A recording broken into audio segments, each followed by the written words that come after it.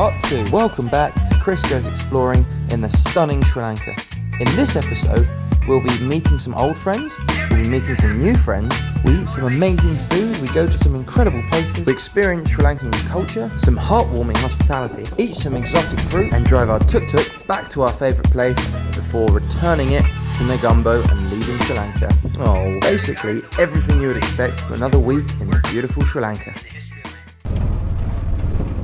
Our journey continues, leaving Aragon Bay and heading back inland to one of our favourite spots, Ella and Wild Bee Hostel. After we left this magnificent place again for the second time, we jumped back in the tuk-tuk and we headed south to Tangalle. Tangalle is probably best known for its turtle hatchery. However, just like the rest of Sri Lanka, it's teeming with wildlife, with squirrels and fireflies and monkeys and basically everything. It's also got pretty amazing beaches. However, we were there out of season, so the sea was quite murky and the waves were quite choppy and not that appealing. So the very next morning at 6 a.m, we jumped in a couple of kayaks and went exploring the mangroves. We were told by the locals that 6 a.m. was prime time for spotting wildlife because it's nice cool temperatures and I suppose the animals are out looking for their breakfast. We saw 2 huge monitor lizards. Every now and then we got a little reminder that we were travelling in monsoon season. But for the most part, the weather was great and we made our way around the south coast. Being out of season, places like Marissa and Wellingama were complete ghost towns. But look how adorable these puppies are.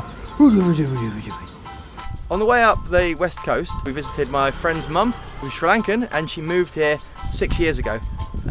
She doesn't know I'm here, so we're going to pop in and surprise her and hopefully make her day. Now, growing up, I had a reputation of always turning up at Judy's house just in time for dinner, and I see nothing has changed. Judy and Neil had no idea we were here in Sri Lanka, and poor Judy cried when she saw me. Meeting up with close friends all around the world is such an exciting part of travel for us. Somehow we have to cross this. And I think the solution is to commit. Oh, fuck. That was some brilliant driving, eh?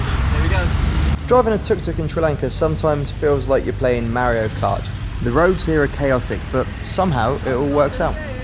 So incredibly different to driving in Europe, but such an experience nonetheless. Hey, I did it! So we've just checked into this hotel, which is in the middle of nowhere. We don't actually know what's going on. We thought it was a homecoming, so some sort of Sri Lankan wedding thing, but apparently just for photo shooting, the manager just told us that there's free cocktails, which sounds brilliant.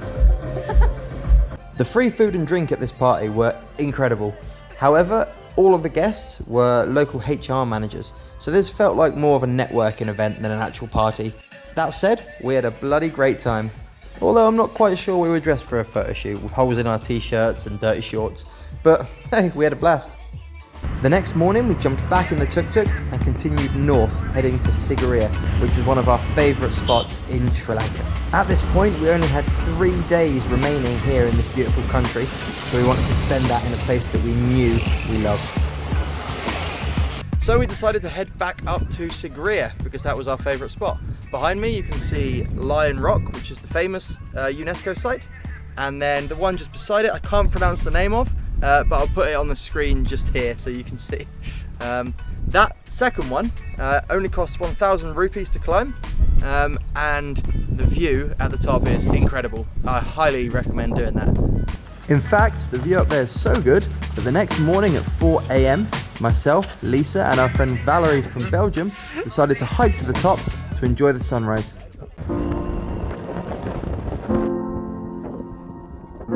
This huge rock sticks straight out the top of the jungle and is the highest thing for miles around, and what a view from the top. That huge rock in the distance is called Lion Rock, and that's the reason Sigiriya is such a go-to destination. It's an ancient rock fortress that dates back approximately 1,500 years. Though the walk back down looks treacherous, it's really not that bad. There's a few bits you have to scramble over, but for the most part, it's just steps.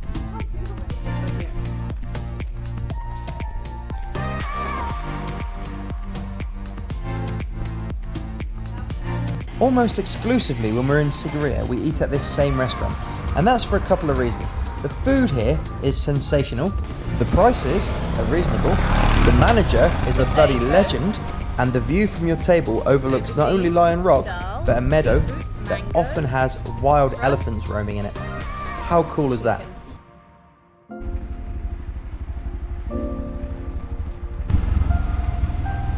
A local that we met in the shop here in Sigiriya told us about a lake that the locals like to go and swim in, so we thought we'd go check it out.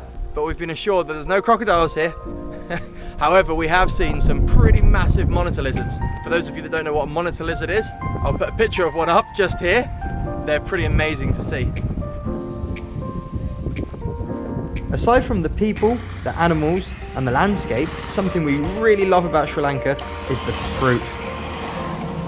I got ripped off, but not only is the fruit here interesting, it's bloody delicious.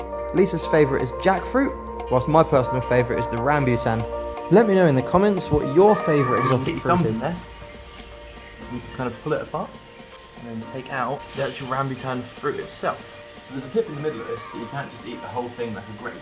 So I like to just get it and kind of like that. So make sure you don't eat that because that would suck. Seal of approval, rambutan. So the next morning we chucked on our backpacks and we left Sigiriya. We loved this place. The people here were the friendliest people we've met in all of Sri Lanka. And that's saying something because there are some absolute legends in this country. But this is Kotu's last 500 meters with us. We're gonna miss her. Kotu, I just want to say a few words. Thank you for not breaking down on us. We really appreciate that. And thanks for not doing any weird shit. You've been the best TukTuk. And this is where she lives. Say goodbye to Kotu. Goodbye, Kotu. You smile, I'm very happy. Okay. Okay, sir, thank you. Thank you very much. Thank you. Thank you very much. All the best. And that's it. That's Sri Lanka. I hope you enjoyed watching nearly as much as we enjoyed being here. We covered almost 2,000 kilometers here in this beautiful country. Off we go to the airport for our next adventure. See you there.